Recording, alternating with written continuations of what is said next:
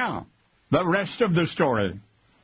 Odessa Lee Grady was a sweet, old-fashioned girl. She loved to stay home, loved to cook, attended Baptist church every Sunday, never drank, never smoked, never meddled in anybody else's business.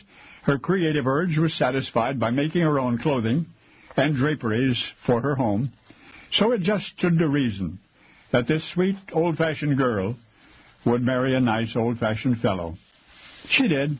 He was a confident, smiling young man, the most successful sign painter in town, never idle a day in his life, never employed by anybody but himself.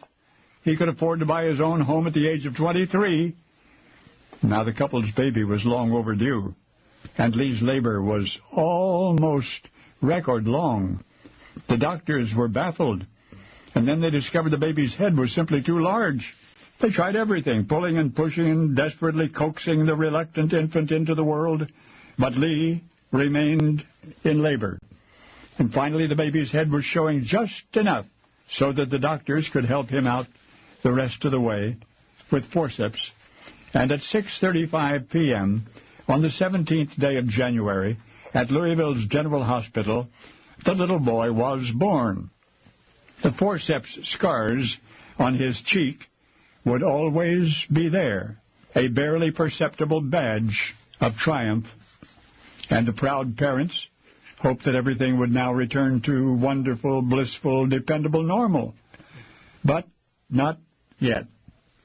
You see, only a short while after his birth, and still in the hospital, the infant boy disappeared. More precisely, he was replaced. Mommy was the only one who knew, although not even she realized at first.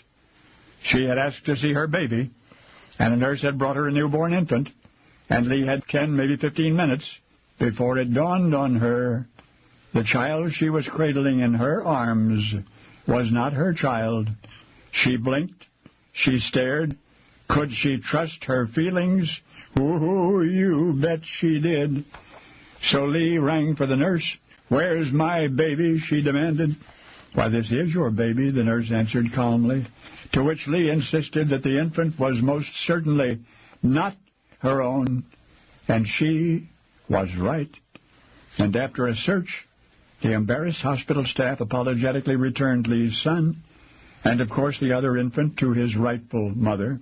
And what the maternity ward nurses wanted to know was, how had Lee been so certain that she had the wrong baby? She said the other baby was just too quiet. Sure enough, even as she spoke, her own little boy was squalling, hollering, making such a racket that all the other babies in the ward started crying in response.